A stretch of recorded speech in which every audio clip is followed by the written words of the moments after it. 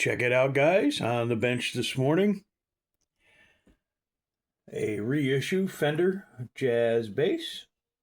I think it's a reissue, but it is very thin necked like an early 60s jazz bass. And it's got these wild Joe Barton style jazz bass pickups in it. I bet this thing sounds amazing. Look at this top, too. It's like a figured, got some bird's eye in it, got some flame in it, but it is like an ash body. The back is even nicer. Look at that. Look at that thing. Very nice. Very nice bass. Beautiful bass. But here we go. Customer states we're sprouting. And we are. You can feel it a little bit on this side, especially down here at the end, but then, wow, you get over here and it's like really bad. She is sprouting. So we just need to dress the frets. So let me get you up in the holder. We'll take the strings off and start dressing. Yeah, we're going to make this thing smooth as silk. All right. We're going to start by taking the strings off. And this is the wonder. I think this was probably Fender's best design ever. Making it that you could put the end of the string down through the peg head.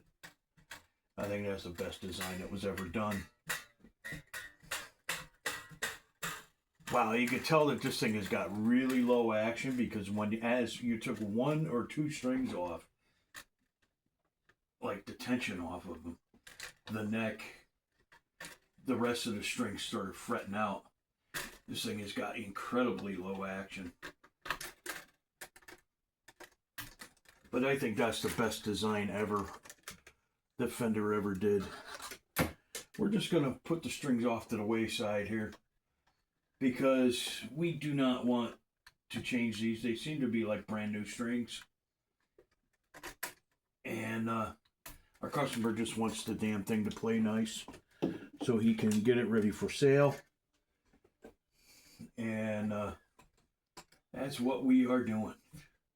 We are going to make this neck smooth as butter.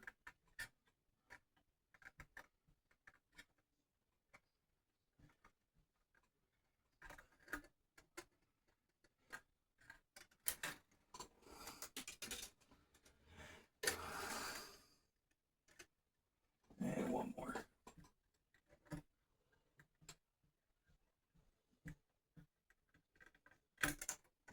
There we go. Strings to the wayside. Now, let's get out our diamond file. Man, this is so clean. Like normally you'd see me get out the naphtha and start polishing because the fretboards are so grungy because I don't want to touch it. But this one is just going to get cleaned up with a little ball polish when we're done because it is dead clean. This guitar is amazing. A semi-clean rag. We'll get the dust off of here. Look at that. Yeah, beautiful guitar. Well, we'll just start here at the end and get going. I won't make it watch it all, but I'm going to definitely show you what the technique I use. I use a broken jeweler's file. The tip is broken off, so it's square. It's a square tip. And I have sanded with the belt sander, sanded all the teeth off the end of the file. So this is dead smooth. It's not going to hurt your fingerboard at all. And like I said, it's a jeweler's file, so it's not a very aggressive tooth anyway. But what you can do is when you're getting in here and you know your fret end is sharp, I'm going to tape this off because I do not want to touch this. Let me just do that. We'll err on the side of safety. And we'll put a piece of tape across here. And we'll put a piece of tape across the other side. This is the very low adhesive frog tape from Amazon. You can't use this as masking, as your primary masking if you're painting something because it will bleed underneath it. The adhesive is very weak. But here we go. We got our jeweler's file. like I said, both the sides of both ends are smoothed off. And what we get in here, we want to go in a rotating motion, and you can hear that. You can hear that grinding, and if you could still hear that grind in a couple strokes, you know we're getting into it.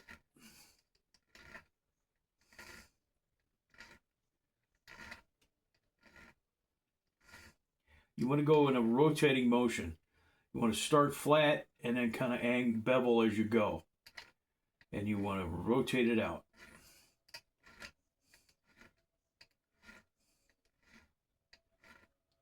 There we go. You can hear it. It's getting smoother. It's nice and smooth now. So there you go. We go to the next fret. Do the same thing. And I'm going to continue on every one of them.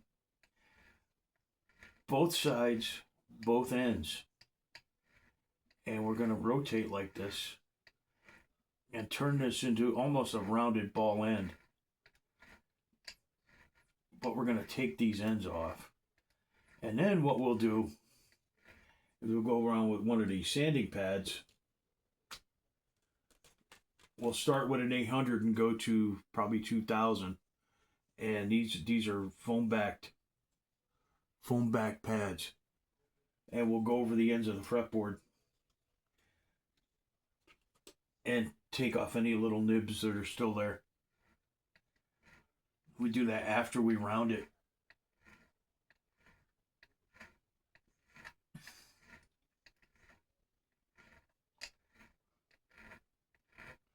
Yeah, listen how sharp that one is. She's nice and sharp. She could carve a steak with that one.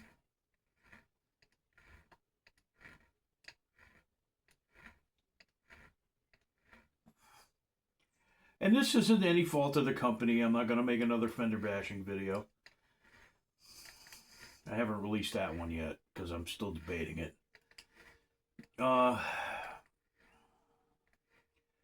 This is the fault of Mother Nature. We live in Northeast PA, so our climate goes from 80 to 50 like it's a state trooper. And we're pouring rain for 3-4 days, and then we're scalding hot and roasting ourselves, throwing the AC on, and then the next day it's in the 30s in the morning and only getting up to 50 during the day, and it's raining, and then the next day it's 80 again. So our climate is, we say here in Scranton area, I live in Newton Township, right outside of Scranton, PA. We say here, if you don't like the weather in Northeast PA, wait 10 minutes. And it's true. It is very true. And especially on fender style boards like this shrinkage of the wood is going to leave these fret ends sticking out. So it's not any fault of Fender. I'm not making another fender bashing video. Every guitar that comes in here needs some sort of little fret end dress. Because like I said, we live in Northeast PA. The only ones I'm really not seeing that need the fret end dress is stuff like the Fireflies and the Leo James and that have these rounded ball end stainless steel frets. The rounded ball end frets are just slightly shy of the fretboard. So if the fretboard shrinks and grows, the fret doesn't. And that's what causes your sprout.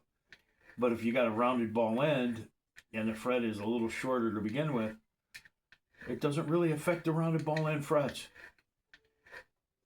So if you don't like fret sprout, get yourself a Firefly or a Leo James or one of those Kathy Zong counterfeits.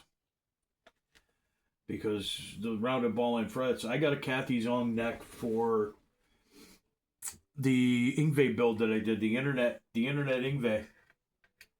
And the Internet Yngwie neck was a Kathy Zong neck that I got for $79 on eBay.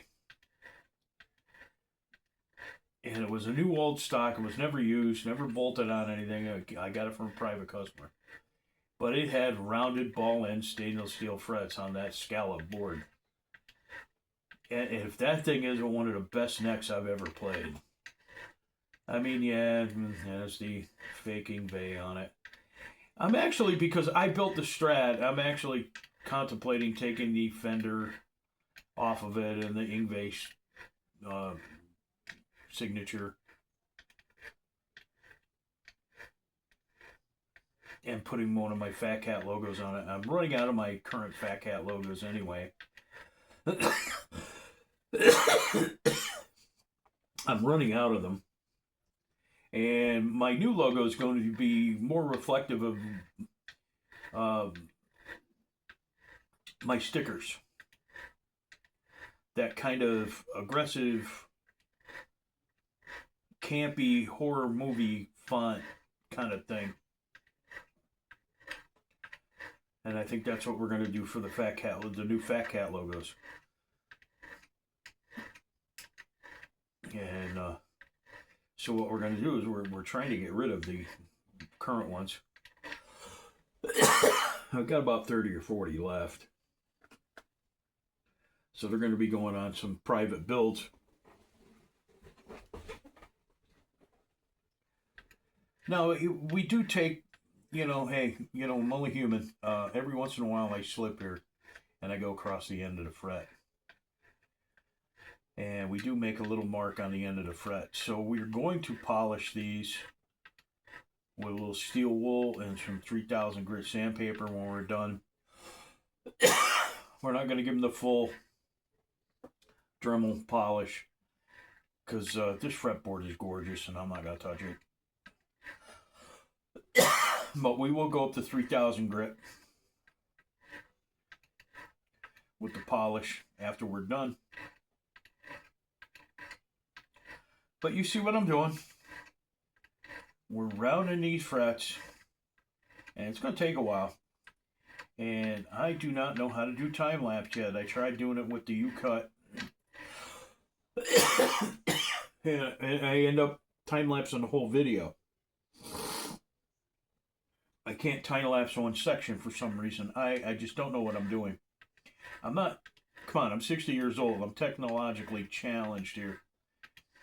You can tell by how old some of my Lutherie tools are. They're 40, 50 years old. I like doing things old school. So, I'm going to let you go.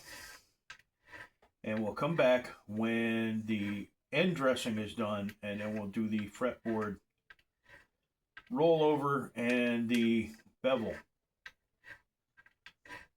which will take some of the roundness off, but give it back more traditional feel. And this is absolutely what we call traditional fretwork. And this bass has that 1960s feel, so it deserves a beautiful traditional fret job. And that's what it's getting. And for those of you who say, "Oh, I don't want a full fret job. It costs too much money." A professional level dress, a level recrown and dress and polish is $150, $200 sometimes. And you know why? Because you can see how long this takes. Some guys charge $60 an hour.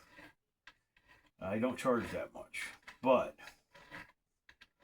you can see why traditional fretwork costs so much money.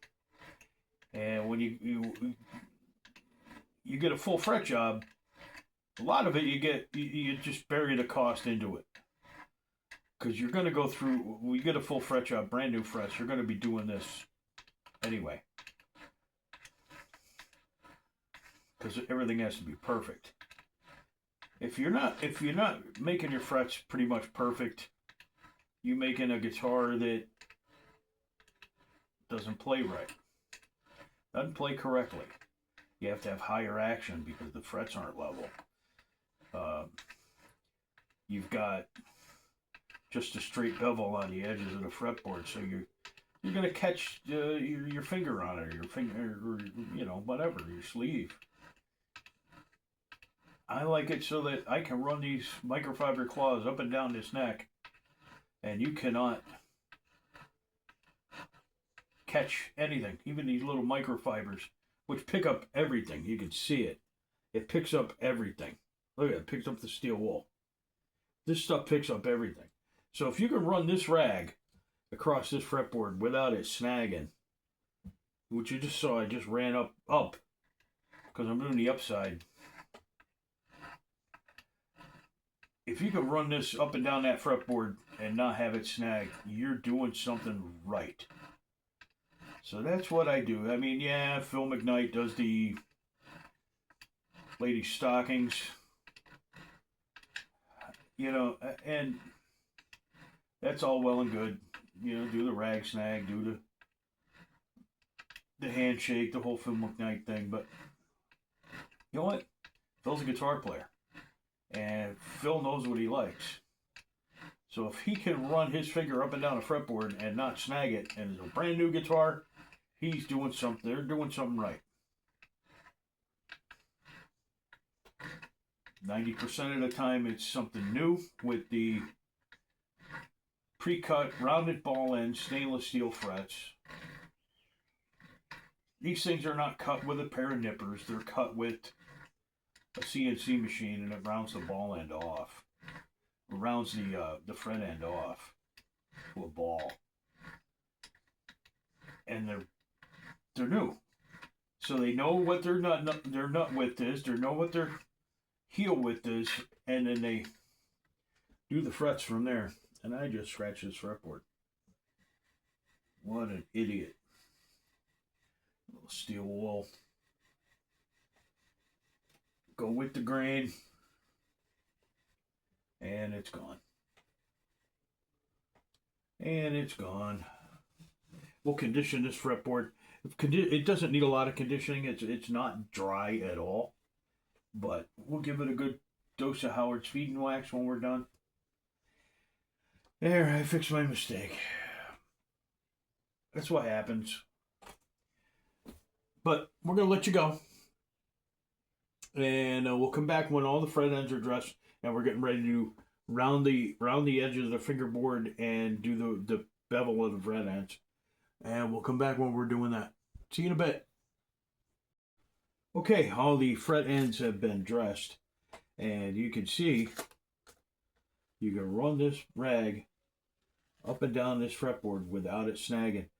But what happens when you dress these ends and you don't address the tangs underneath? You can still feel a little bit of tang, and plus this fretboard has a very sharp, the wood itself has a very sharp edge on it.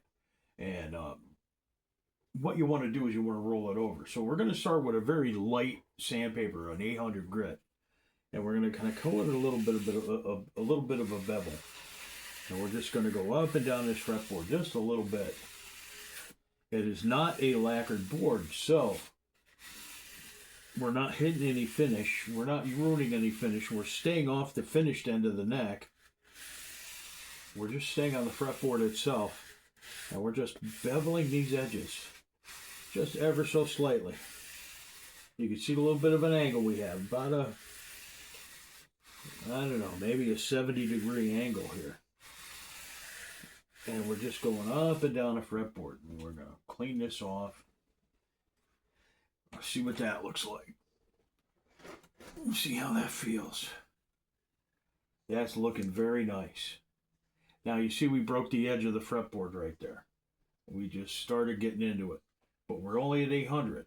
So we're going to go now to 1,000. And then we'll go progressively up. We'll go progressively up to 3,000. And then when we re-oil the board, you won't even see all this mark. Look at the ends of that fretboard. It's coming out so beautiful. And we're not even done. We're only at 1,000 grit. We're going all the way up to 3,000. And we're going to polish the top of the frets. And we're gonna do this on the other side as well. This is 2,000. Yeah, look at that. Look at that.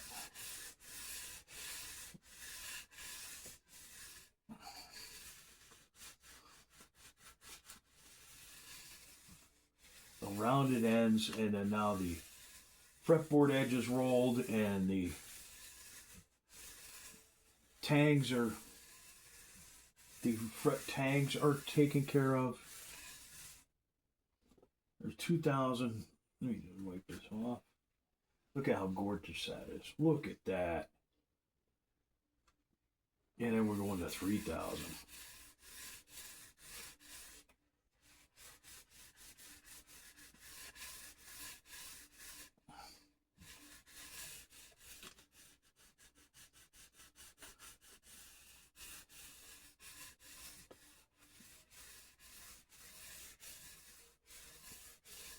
This is one nice base. I really like this.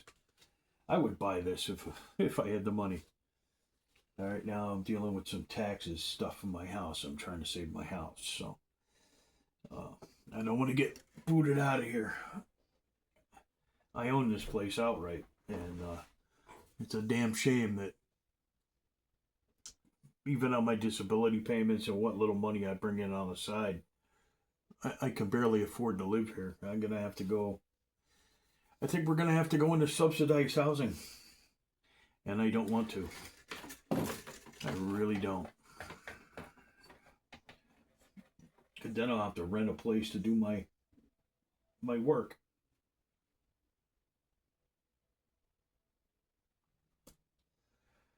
But here we go. 800 grit on this side. This side's a little easier to do because it's facing downward.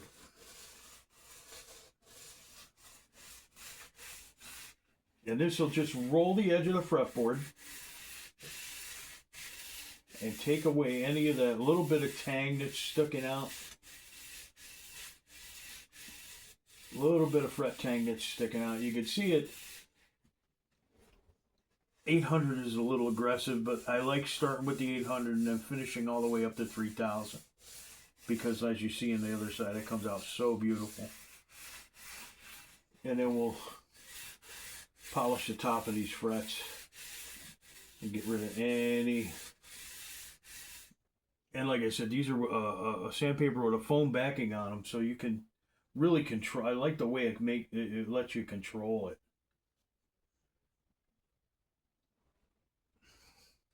Go to 1,000.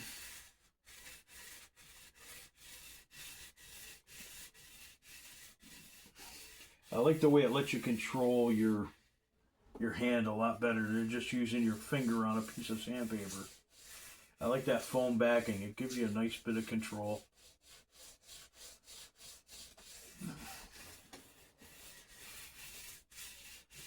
And like I said, this neck will be smooth as butter.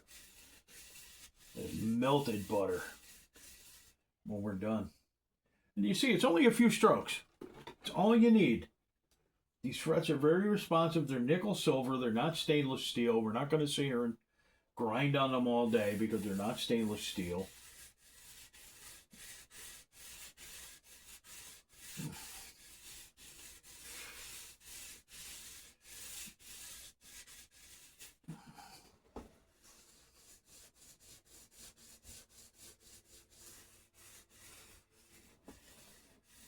And like I said, this base will be fantastic. All ready for sale when we're done. Semi-clean rag. Look at that. Look at that already. Now we're going to finish with the 3,000.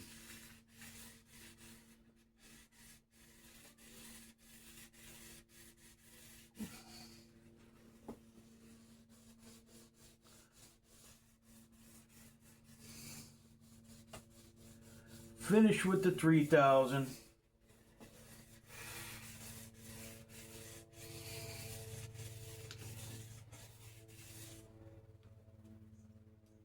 And those ends are officially dressed.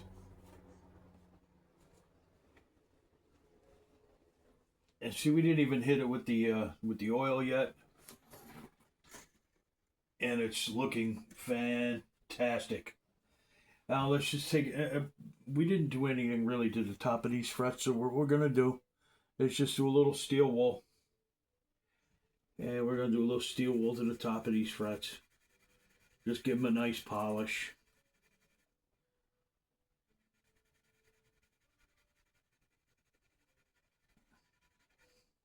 I need a little thinner area and get my finger on there. There we go. We're going to just do the top of the frets. Look how nice and shiny they are. Get all the little marks out from rubbing the file across. Because like I said, I'm only human. We can't... You're going to make a little slip here and there. Like you saw me make a slip on the fretboard. And I fixed it right away. We've been doing this for a lot of years. What had happened is I was just a guitar player and I had many guitars. And I went to high school with this girl, Shelly, and she said her dad fixed guitars. And I started going to George Albrecht, and getting my guitars fixed. And I had a lot of guitars, so I kept him busy. And in fact, I kept him too busy. He got a little mad at me. Like, you're bringing me too much stuff. I need to work on this other stuff. And he said, well, let me show you. If you're just getting it set up, let me show you how to do setups. And he showed me how to, adjust the saddle, set the intonation, and, make sure the truss rod was level, was good, like the neck was level. Like, I didn't get into fretwork and stuff back then, but I started knowing how to fix my own guitars. And like I said, I had a lot of guitars, so I was getting a lot of practice. And then I was playing on my own. And when I wasn't playing, I was working for other musicians, going on the road and helping them out. Changing strings, setting, doing guitar tech stuff backstage, setting up amps, doing that. And that's how I got started in this business. I mean, then I felt good enough to take an old Stratocaster and put a pickup in it, or, change a neck, or, whatever. I started doing paint jobs. I started doing all kinds of stuff. I started building guitars. And that's how I got started in this business. Then I learned. I wanted, I'm a sponge. I am an absolute sponge. So I wanted to learn. I started learning from other luthiers in the area, like Carl Kaminsky, and I took fretwork classes, out of state from other luthiers, some great luthiers, YouTubers and non-YouTubers, guys that don't want anything to do with YouTube. They just do work. And I learned. And that's how I got in here. And after my health issues, obviously I am the one-legged luthier. So after my health issues made it so that I couldn't perform anymore. Not even in the local bars and doing blues and stuff that I like to do.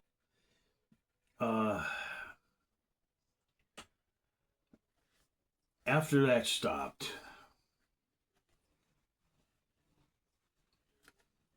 look at that. Just absolutely look at that.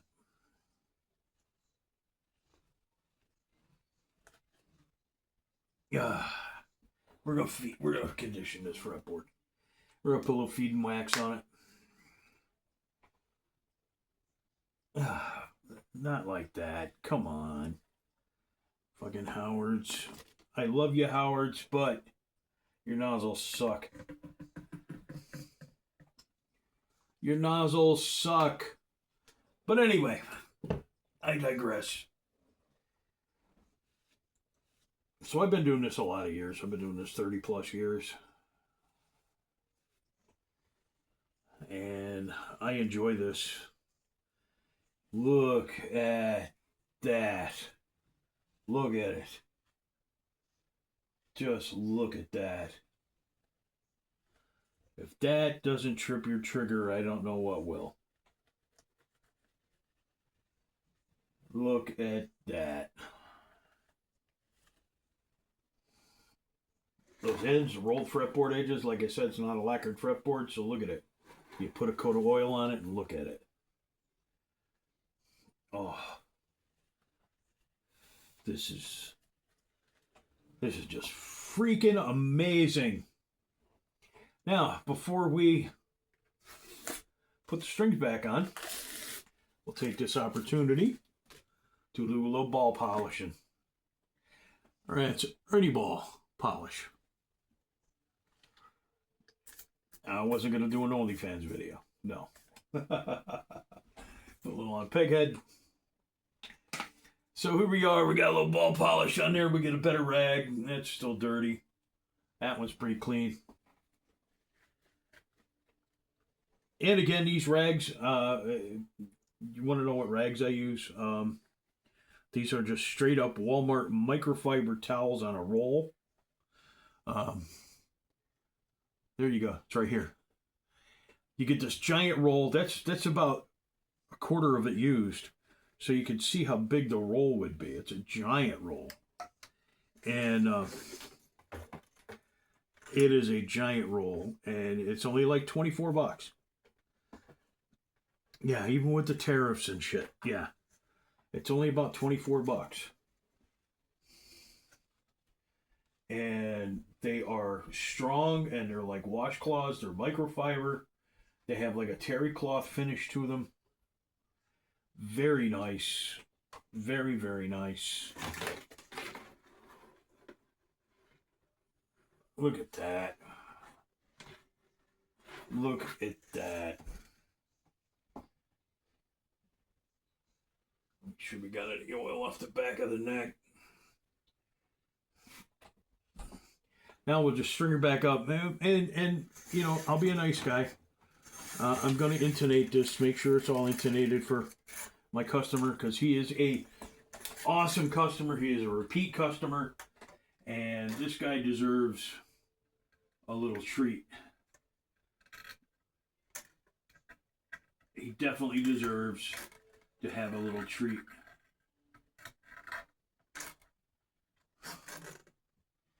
Let's tune that up. Well, we're not going to tune it up, but we're going to get some tension on it. Tension. We'll get some tension on it.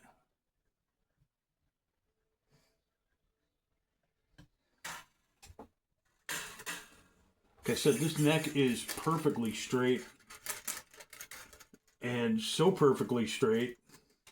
And so perfectly set up that when you take the tension off the strings, the other strings start fretting out. It is so perfect.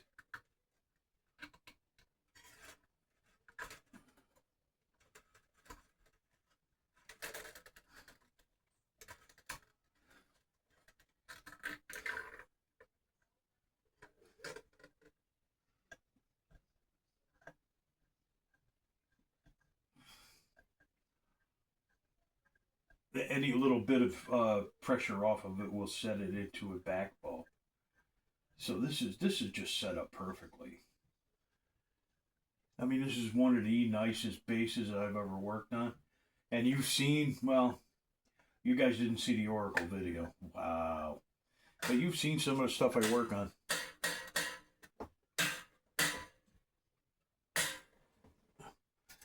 And the Oracle was a $8,000 handmade bass. Yeah. And I can't even release the video on it yet. Because it is part of the Pristine Auction stuff. And it's not up for auction yet. So I do not want to. My boss asked me kindly not to put the video out on it yet. So I'm not putting that video out yet.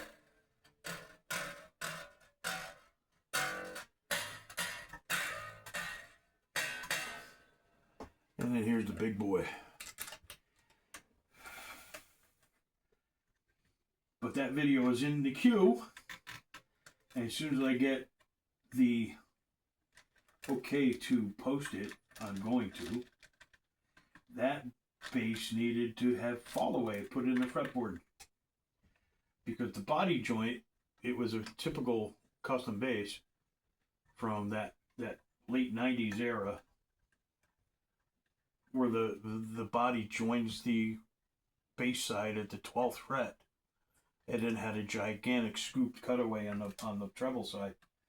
So the truss rod would not affect the far end of the fretboard from here down. And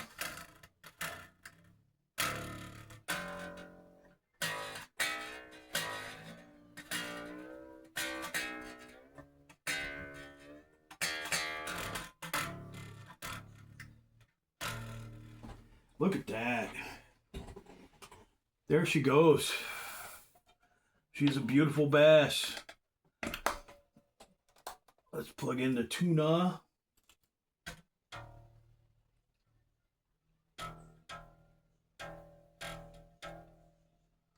Turn them up so we get all the tones.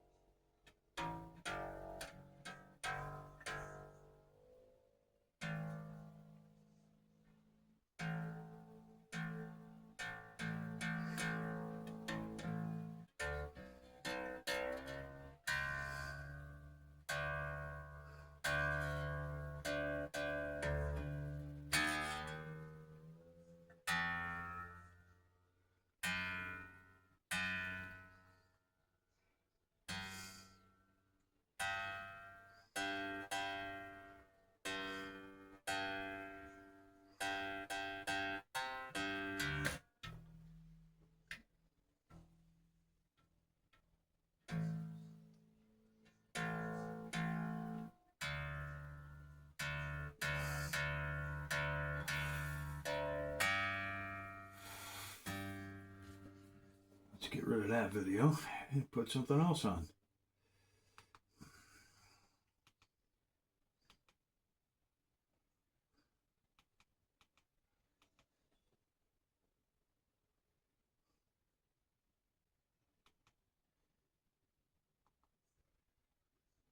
Let's put Gorilla on. Gorilla is awesome. I love Gorilla guitar.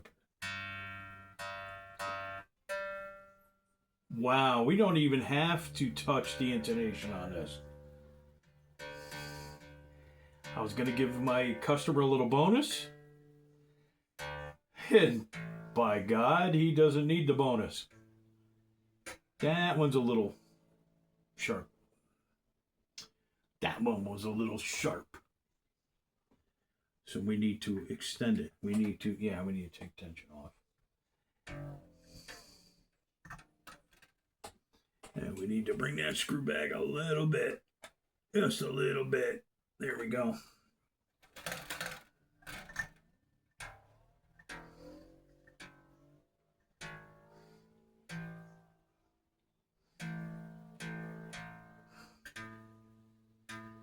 Still a little sharp.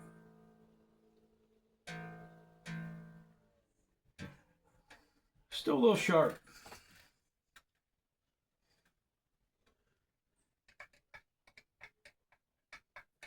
That means our E is going to be sharp. That means our E is going to be sharp.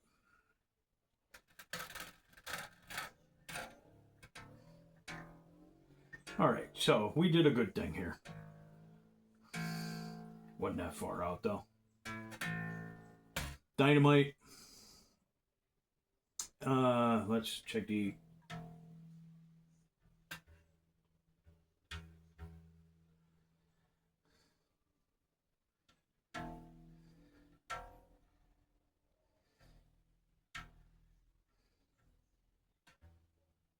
Dead on. So it was a little out. So we did a nice thing for our customer, helped them a little out a little bit. This bass is ready for sale. I usually don't do this, but contact James Simon through my Facebook page, and if you want this bass, and this thing is amazing, and that'll be coming out quick as a quick bonus video. So there we go. This might be today. So if you're in need of a little fret work or some quick setup work, stop by Fat Cat here. I don't do just major jobs. I do minor stuff as well. And I love the minor stuff. So bring it in. Let me get that dirty rag out of there. Bring it in and get set up. So thanks for tuning in. Like, subscribe, comment, and I will see you always on Friday.